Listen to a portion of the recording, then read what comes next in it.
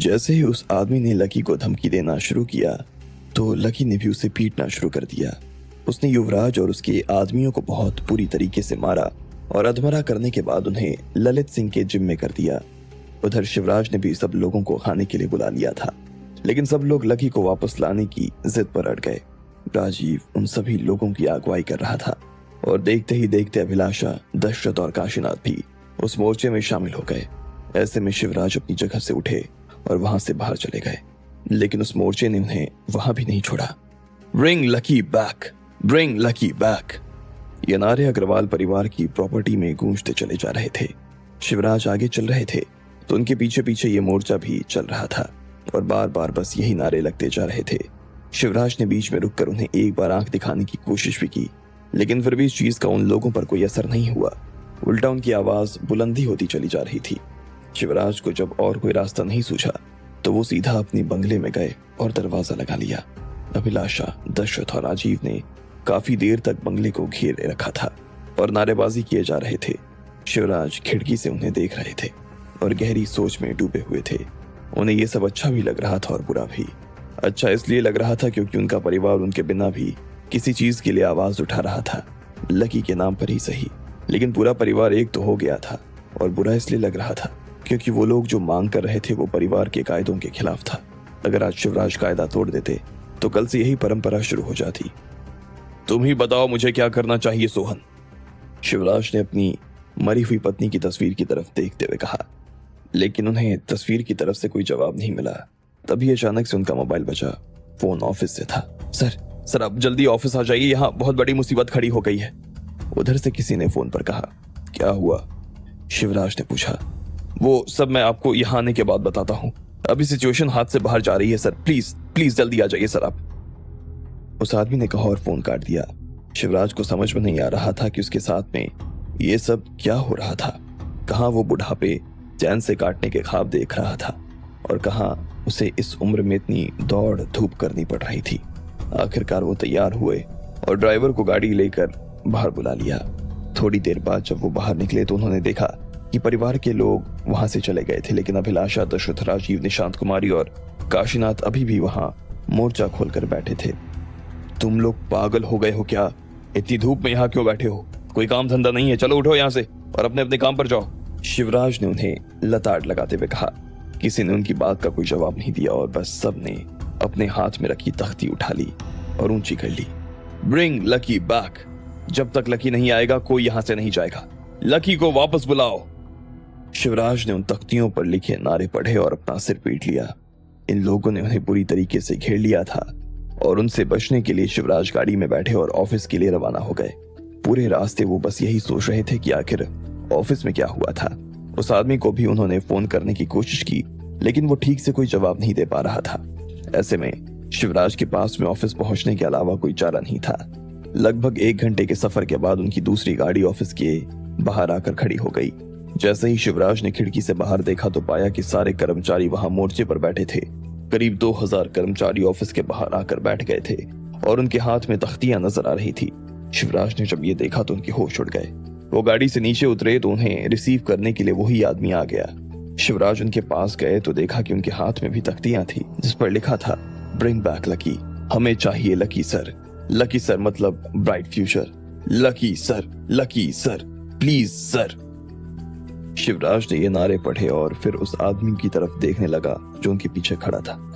ये सब क्या हो रहा है? शिवराज ने पूछा।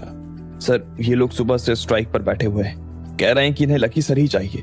जब तक लकी प्रफुल्ल सर की जगह आकर नहीं बैठेंगे तब तक ये लोग काम करने नहीं जाने वाले हैं सर। अरे ये क्या बात हुई? ऐसे कैसे नहीं करने वाले हैं? शिवराज ने पूछा। सर, हमने इन्हें सब तरह से समझाने की कोशिश कर ली। हमने परिवार की पॉलिसी के बारे में भी इन्हें बताया है, लेकिन ये लोग किसी भी बात को नहीं सुन रहे। सॉरी सर, ये हमें अपने लेवल पर ही निपट लेना चाहिए, लेकिन फिर भी जब हम नहीं मैनेज कर पाए तो आपको फोन करना पड़ा।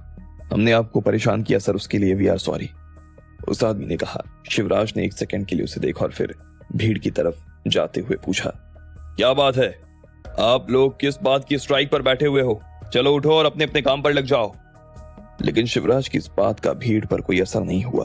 वो लोग सिर्फ चुप हो गए, लेकिन उसके बदले में उन्होंने अपनी तख्तियां ऊंची कर दी सुना नहीं मैंने क्या कहा? उठिए और अपने काम पर चलिए।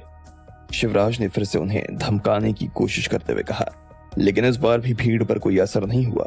देखिए, अगर आप लोगों ने मेरी बात को सीधी तरीके से नहीं माना तो मुझे पुलिस को बुलाना पड़ जाएगा, फिर वो आपको जबरदस्ती यहां से उठाकर ले जाएंगे। शिवराज ने उन्हें धमकी दी, लेकिन उसका बस इतना ही असर हुआ कि एक आदमी अपनी जगह से खड़ा हुआ और उसने कहा, सर, जब तक लकी सर आकर काम नहीं संभालेंगे तब तक हम अपने काम पर नहीं लौटेंगे। और फिर से अपनी जगह पर बैठ गया। कौन काम संभालेगा और कौन नहीं संभालेगा ये मैं तय करूंगा, ये आप तय करेंगे। शिवराज ने उखड़ी हुई आवाज में कहा। उन लोगों ने इस बात का भी कोई जवाब नहीं दिया। देखिए, अगर आप लोग अभी भी यहां से नहीं उठे तो मैं आप सभी लोगों को नौकरी से निकलवा दूंगा, शिवराज ने कहा। ये सुनते ही उनके पीछे जो आदमी खड़ा था उनके कान खड़े हो गए। उसने शिवराज के पास आते हुए कहा, सर, ये धमकी तो मैं भी इन्हें दे चुका हूं, उसका भी इनके ऊपर कोई असर नहीं हो रहा है। इन्हें भी पता है कि ये लोग अग्रवाल ग्रुप के साथ में काम कर रहे हैं। ऐसे में मार्केट में इन्हें नौकरी पर रख लेने वालों की कोई कमी नहीं है। और वैसे भी हम अभी इनमें से किसी को नहीं निकाल सकते सर, इनमें काफी सारे सीनियर्स बैठे हुए हैं। शिवराज ने उसकी बात सुनकर नजर घुमाई तो पता चला कि भीड़ में प्रतीक, डोसी और वसीम खान भी बैठे हुए थे। इसके अलावा पूरे देश के जो बड़े अफसर्स थे वो भी वहां बैठे हुए थे।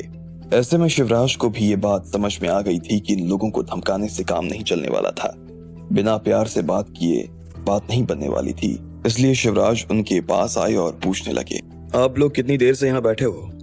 सुबह से, किसी ने कहा। किसी ने लंच किया या कुछ खाया? शिवराज ने पूछा। सबने ना में अपना सिर हिला दिया। देखिए, आप अपने स्वास्थ्य को तकलीफ मत दीजिए, पहले कुछ खा लीजिए, उसके बाद हम इस विषय पर बात करेंगे। उठिए, शिवराज ने कहा। लेकिन कोई भी अपनी जगह से उठने को राजी नहीं था। आखिर में प्रतीक उठा और बोला, बॉस, पहले बात हो जाएगी तो खाना खाने में ठीक रहेगा, इसलिए पहले बात कर लेते हैं। शिवराज के कान खड़े हो गए। प्रतीक, डोसी को वो अच्छी तरीके से जानते थे। वो उनका सबसे वफादार एम्प्लॉय था, लेकिन आज वो खुद उनके खिलाफ हो गया था।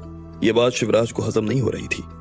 अच्छा, तो बताओ क्या बात करनी है, क्या चाहते हो तुम लोग? सर, हम लोग चाहते हैं कि लकी सर फिर से कंपनी में शामिल हो जाए और उसी पोस्ट पर आ जाएं जिस पर प्रफुल्ल जी बैठे थे, प्रतीक ने कहा। और इसके पीछे का कारण क्या है, मैं जान सकता हूं? शिवराज ने पूछा। सर, कारण बस यही है कि हमें लकी सर के साथ काम करना है। वो रहते हैं तो काम करने में मजा आता है, उनके होने से अच्छा महसूस होता है। चीजों को दिशा दिखाने में वो एक्सपर्ट हैं और हमें अभी ऐसे ही किसी लीडर की जरूरत है जो इस मुश्किल टाइम में हमें लीड कर सके। उसके बाद तो हम कंपनी को फिर से वहां लाकर खड़ा कर देंगे जहां वो पहले खड़ी थी। सर, ना सिर्फ वहां लाकर खड़ा करेंगे बल्कि उससे आगे भी बढ़ा देंगे। इतने में वसीम ने भी बीच में आते हुए कहा, लेकिन मैं ये समझ नहीं पा रहा हूं कि ये काम सिर्फ लकी ही कैसे कर सकता है। इस बात का क्या सबूत है कि लकी के अलावा इस काम को और कोई नहीं कर सकता? शिवराज ने पूछा। सर, इस बात का सबूत देने की वैसे भी कोई जरूरत नहीं है, लेकिन फिर भी हमें पता है कि आप ये सवाल कर सकते हैं, इसलिए हमने कुछ पॉइंट्स तैयार किए हैं जो किसी को भी कन्विंस करवा सकते हैं कि लकी सर की ही हमें इस वक्त जरूरत है, प्रतीक ने कहा। और फिर एक आदमी को खड़ा होने को कह दिया। उसने अपने हाथ में ढेर सारे प्लेक कार्ड्स पकड़े हुए थे जिनके ऊपर लकी के बारे में कुछ लिखा हुआ था। सर, सबसे पहला पॉइंट, लकी सर करेजियस हैं। उनकी हिम्मत बहुत जबरदस्त है। उन्होंने आपको बचाने के लिए जो कारनामा किया है उसके बाद कोई नहीं कह सकता कि वो डर जाएंगे। दूसरा पॉइंट, लकी सर ईमानदार हैं। जब उन्होंने देखा कि प्रफुल्ल जी ने कुछ लड़कियों के साथ में गलत किया है तो उन्होंने इस बात की जरा भी परवाह नहीं की कि वो उनके भाई हैं और बिना किसी स्वार्थ के वो उन लड़कियों को जस्टिस दिलवाने के लिए कूद पड़े। हमें इस वक्त ऐसे ही ईमानदार आदमी की जरूरत है। तीसरा point, Lucky sir is visionary. Sir, Lucky sir Agarwal परिवार से ना जुड़े होने के बाद भी इंटरनेशनल कांटेक्ट रखते हैं। उन्हें बर्ना का सबसे बड़ा सम्मान मिला है और वहां का राजा उन्हें बहुत मानता है। ऐसे में अग्रवाल परिवार में लकी सर के वापस आ जाने से हम वहां अपना बिजनेस शुरू कर सकते हैं। सर, चौथा पॉइंट, लकी सर गजब के डिप्लोमेट हैं। आज की तारीख में हमारा सबसे बड़ा राइवल बड़वानी परिवार था। उसने हम पर अटैक किया, लेकिन रातों रात वो परिवार गायब हो गया। कहने वाले कुछ भी कहें, लेकिन सच तो यही है कि लकी सर ने ही उसे गायब करवाया। इसके अलावा उन्होंने पृथ्वीराज जी को भी अपने फेवर में ले लिया। पांचवा पॉइंट, लकी सर बहुत सेल्फलेस हैं। उन्हें इस बात से कोई फर्क नहीं पड़ता कि अच्छा काम करने के बाद उन्हें क्या मिलेगा भी या नहीं, वो बस अच्छा काम कर देते हैं। छठा पॉइंट, इससे पहले कि प्रतीक डोसी छठे पॉइंट की तरफ बढ़ता, शिवराज ने उसे बीच में ही रोक दिया और कहा, बस मैं समझ गया और आगे जाने की जरूरत नहीं है। तुम लोग क्या चाहते हो मैं समझ गया, लेकिन ये पॉसिबल नहीं। उसकी बात सुनकर किसी का चेहरा नहीं उतरा। वो लोग बस वहीं बैठे रहे जहां वो बैठे थे। शिवराज को कुछ समझ नहीं आ रहा था कि अब उन्हें आगे क्या करना चाहिए था। सर, मुझे लगता है कि हमें इनकी डिमांड मान लेनी चाहिए। बदले में आप चाहें तो इनका इंक्रीमेंट रोक सकते हैं, शिवराज के पीछे खड़े हुए आदमी ने कहा। लेकिन शिवराज को उसकी बात जरा भी पसंद नहीं आई। वो बस चुपचाप वहां खड़ा उन सभी की शक्लें देख रहा था। देखिए, आप लोगों की जो डिमांड है उसके बारे में कुछ सोचना पड़ेगा। मैं अभी के अभी आप लोगों को कोई जवाब नहीं दे सकता हूँ। हो सकता है कि मैं आप लोगों से यहाँ हाँ कर दूं, लेकिन वहां लकी खुद आप लोगों के साथ काम करने के लिए ना आए। ऐसे में आप मुझे थोड़ा टाइम दीजिए, मैं आपको सोचकर इस बारे में कुछ बताता हूँ, और तब तक के लिए आप प्लीज अपने अपने काम पर लौट जाइए। शिवराज ने उन सभी के सामने हाथ जोड़ते हुए कहा। सभी एक दूसरे का चेहरा देख रहे थे। किसी को समझ नहीं आ रहा था कि क्या करना चाहिए। ऐसे में प्रतीक फिर से अपनी जगह से खड़ा हुआ और बोला, ठीक है सर, आप कल तक का टाइम ले लीजिए। अगर आपकी तरफ से हाँ है तो फिर हम कल से ही काम शुरू कर देंगे। अगर आपकी तरफ से ना है तो काम शुरू नहीं होगा। और अगर आपकी तरफ से हाँ है और लकी सर की तरफ से ना है तो हम लकी सर से इस बारे में खुद बात करना चाहेंगे। ठीक है ना दोस्तों? प्रतीक ने सब लोगों की तरफ देखते हुए पूछा। सभी ने प्रतीक के समर्थन में अपने दोनों हाथ खड़े किए और अपनी अपनी जगह से खड़े होकर ऑफिस के दरवाजे के बाहर जाने लगे। अब आगे क्या होने वाला था? क्या सच में लकी के घर आने का टाइम आ गया था? अब क्या करने वाले थे शिवराज? आपको क्या लगता है, क्या होंगे इन सभी सवालों के जवाब? कमेंट बॉक्स में कमेंट करके हमें जरूर बताएं, और सभी सवालों के जवाब को जानने के लिए सुनते रहिए इंस्टा मिलियनेयर सिर्फ पॉकेट एफएम पर।